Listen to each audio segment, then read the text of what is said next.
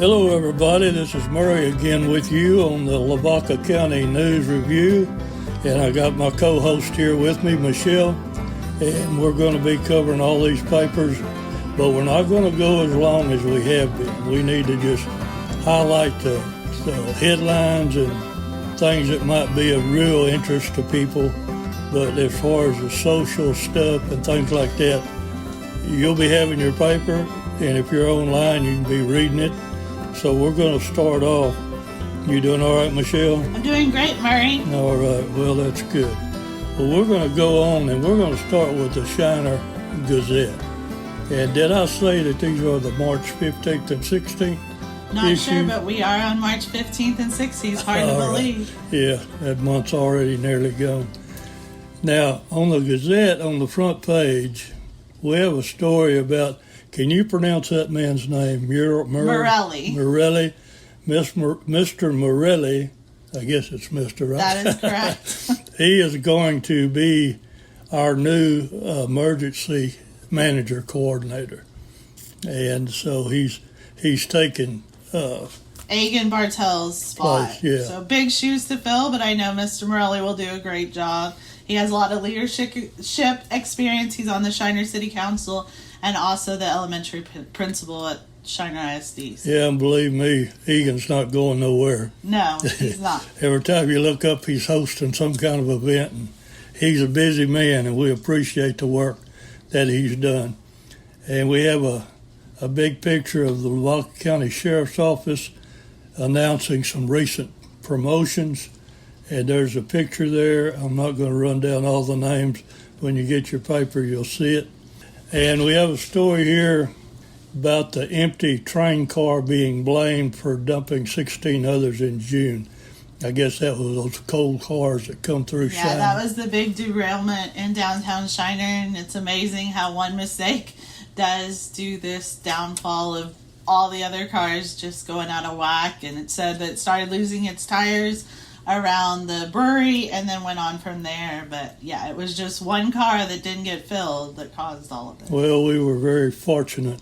Yes, we were. That nobody was hurt or no business was hurt, because you can look at what happened up in Ohio at East Palestine, hauling vinyl chloride and dumping that stuff, and those people are sick. And anyway, I won't continue, but it's a good thing, and we are very fortunate as to what happened. We all learn from our mistakes, and hopefully they will too. Yeah, and hopefully our mistakes don't cost anybody their lives. That's right. I see we have an article by Jimmy Apple, our senior reporter, about the South Texas Polka and Sausage Fest coming up on the 24th and 26th of this month. Have you ever been to one of those? I haven't.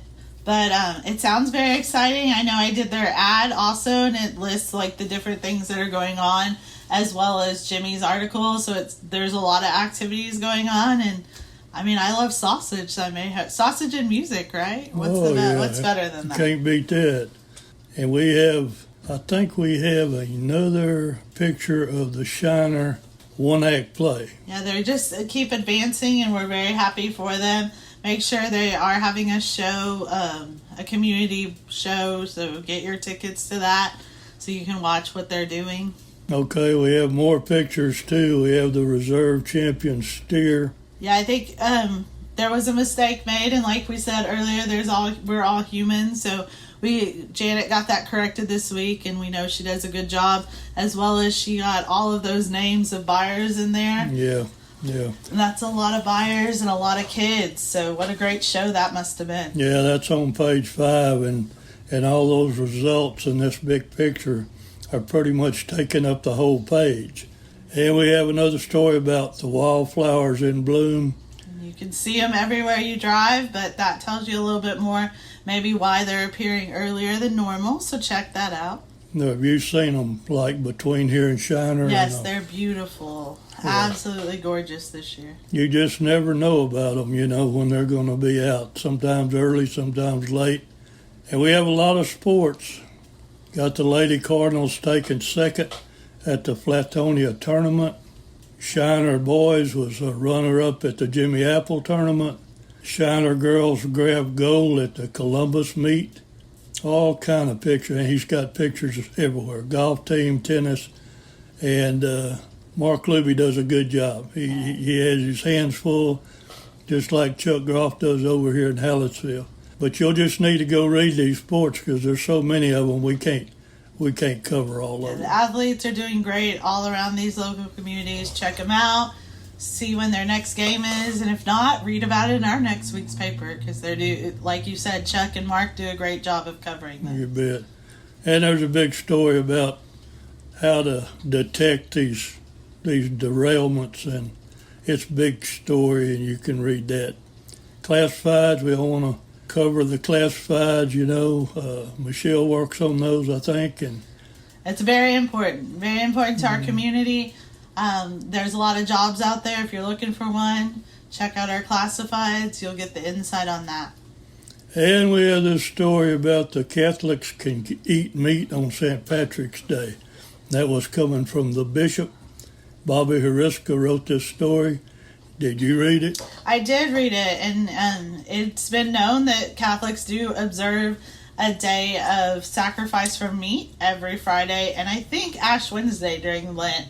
Yeah. And so that's a big deal to get that from the bishop. It's in celebration of course, St. Patrick's Day, and so he gave the dispensation to allow Catholics to eat meat freely without sin. So that's great. You go ahead, have yourself a great burger, celebrate. What is famous food for St. Patrick's Day? Have a green beer, and what do you eat on St. I don't know. Patrick's Somebody Day? said you could eat Irish stew. Irish stew. So enjoy that. I guess it's got meat in it, but whatever. We're going to move on now, unless you have something else. I'm good. We're going to the Hallettsville Tribune-Herald, and we have the story of the wallflowers again. Big color pictures. Same story about the St. Patrick's Day, and same story about the man that was going to be the emergency manager. Yeah, and then we do have Jimmy's lucky 4-leaf clover story, and you should definitely check it out. Jimmy worked really hard on finding all about the history of that, and there actually even is a 5-leaf clover, so if you find one of those, consider yourself very lucky. I can't even find a 4, so I know. If I found a 5, I'd really be happy. But we have just about all on the front page. The county held an active attacker drill at the hospital, but all this is in your paper, and our little buddy Henry Joe Yashek's Town Chatter is there. So check that out. And we're going to go on now to this pipeline accident. EMS responded to a pipeline storing facility on Tuesday where a worker experienced a traumatic injury. Did you see what kind of shape he's in? Or? I have not, but every time I see the helicopter and the EMS, I'm just so thankful that we have those first responders that give everyone a chance when accidents do happen. So thank you to them. You bet. And our police and our first responders and our fire departments, we couldn't do without them, I guarantee you. And we appreciate the people that volunteer to do that work. I'll see there's a story here also about a Western author is coming to give a lecture on ranching artifacts, and I believe that's going to happen in Victoria at that museum and the Museum of the Coastal Bend. If you've never been there, you need to go because they have a lot of interesting stuff. I have never been. I should go. Well, it's they got cannons from LaSalle's community and from his ship. It's just unbelievable. They look like they're brand new. And then we have school news, a bunch of that, and the school menus, and the Hallettsville High School cheerleaders are announced. Yeah, it's hard to believe we're already preparing for next year. It all goes really fast, but congrats to those that made that squad. You bet. And then we have the honor roll, which congratulations to the kids that were on that. And I think this is a continuation of Jimmy's story on the Shamrocks. I didn't get to read all that. I'm going to have to read it when I get home. It's a good one. And we've got Lavaca County Day. And this is going to be in some of the papers. And Bobby went there with a group out of Hallettsville and other places. And he's got a lot of color pictures, and it's something good to look at. And I think this is the first year. I think I saw inaugural season, but regardless. Yeah, it was a good turnout and looked like a lot of fun. And Bobby got some great info and shots on that. So glad he got to go out there.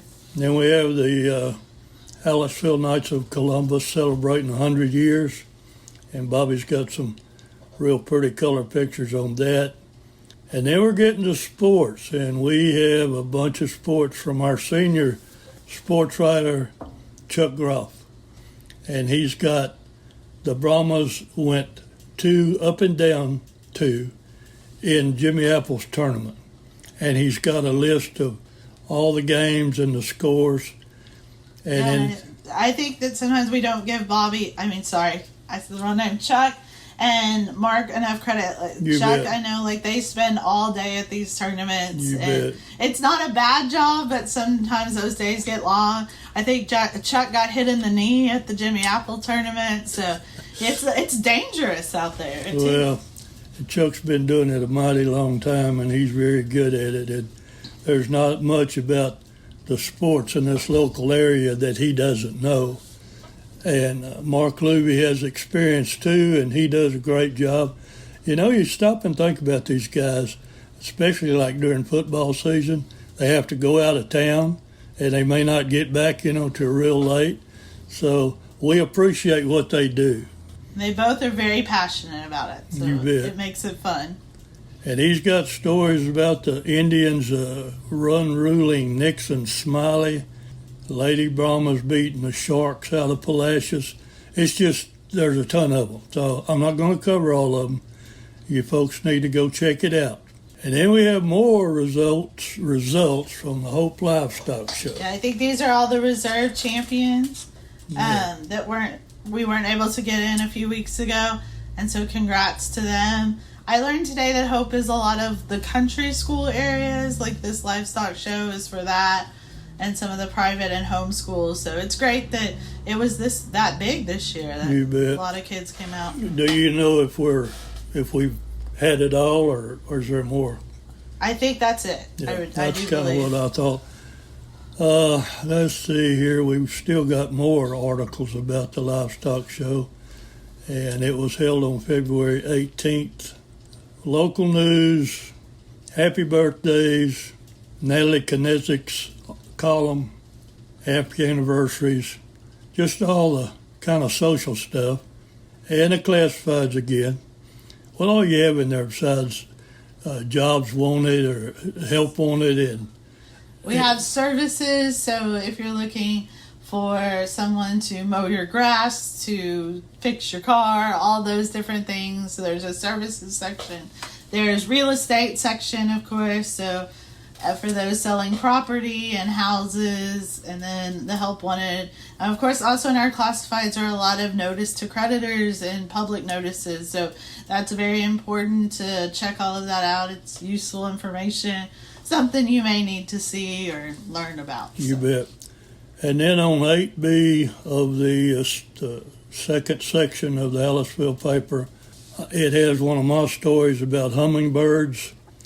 And I did a little research on them, and we've got a couple of color pictures.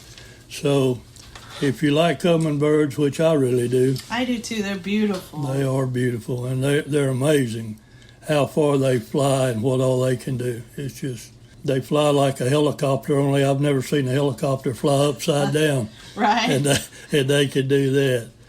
And then we have a story about the Houston Livestock Show and judging contest. And I think that pretty well covers Hallettsville.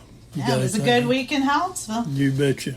All right, we're going to jump on over now to the Yoakum Herald-Times, and we have pictures of an afternoon fire and a vehicle crashing into a tree. This is all on the front page. Yoakum Primary Schools celebrated Texas Public Schools Week. Cool picture. The kids are in a star, so go check that picture out. Learn what they did. And we have the four-leaf clover story again on that page. And we're going to move on now. They have the police report. I hear that's a very popular part of the papers. Yeah, it is. It really is. In fact, that and the obituaries, amazingly enough. But we should take a poll. Who reads the obituaries or the police report first? I don't know. I see. We have another article of mine, The Lost Treasure of Padre Island, and I guess they've had this in their files for a while because it was published in the other papers a good while ago, but I certainly appreciate them saving them. Well, I never got to read it, so thanks to them and Yoka for putting it in there, and it seems exciting. I'd like to know the best treasure you ever found, Murray. The what? The best treasure you ever found with your dad. We never found anything but beer cans. Well, yeah, we had found a full one. We had those with us, but we went down to Surfside Beach. Dad just bought that thing. Some guy was making them in his garage in Houston, and we drove up and got it. And we were so excited because we thought we'd find a treasure. So we went to Surfside Beach, and all we found was empty beer cans. And that was back before they were made out of aluminum. Anyway, we've got the Yoakum High School tennis teams competing at a state level, and got a big picture of them. Got a lot of sports in Yoakum. Lady Bulldogs scored big with 24 runs and 2 wins. And that, of course, is by Mark Luby. Mark pretty well covers Yoakum and Shiner and Moulton. So he's a busy man. Lots of games. Yeah, a lot of games, a lot of results. Then we have a picture about the school getting, homeschoolers getting reptile presentation. And here's a guy holding a big old snake, and he's surrounded by some little kids. Yeah, no one seems really scared on that picture. When my daughters were little, there's no way they would have been in that picture. It's just interesting to look at. Another one of my columns here at Eyewitness to the Battle of the Alamo, and that's a pretty good one. It's true stories from the Mexican side. So if you're into Texas history, you might be interested in reading that. And the Sausage Fest, and the classifieds, a couple of cars catching fire, another fire.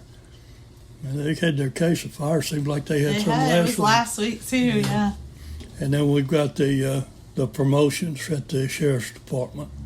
And I believe that's going to do it for Yoakum. And so we're going to head on over now, unless you have something else. Nope, we're getting there. All right, let's go on over to the Moulton Eagle. And we have a big story by Jimmy Apple talking about this man, say that Mr. name? Morelli. Morelli. And he's going to be the new emergency management coordinator. And we're happy to have him here. And then Bobby's got things on here about the Lavaca County Day at the Capitol. And also the American Legion post in Moulton. Commander John Deersky had a surprise for long-serving Legionnaire Rudy Rosneski. He 70 faithful years to the betterment of Post 392 in Moulton. Congratulations to him. And forgive me for not being able to see it. I brought the wrong glasses. Anyway, thanks for your service, sir, and we appreciate having you. Got the same story about the St. Patrick's Day. That looks like an alumni, still Bobcats at heart, 25 years later.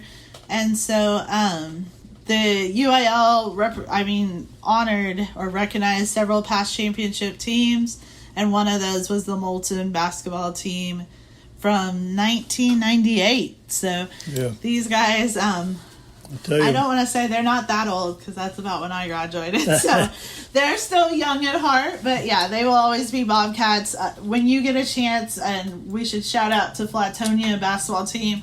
They made it to, I think, was it the Final Four?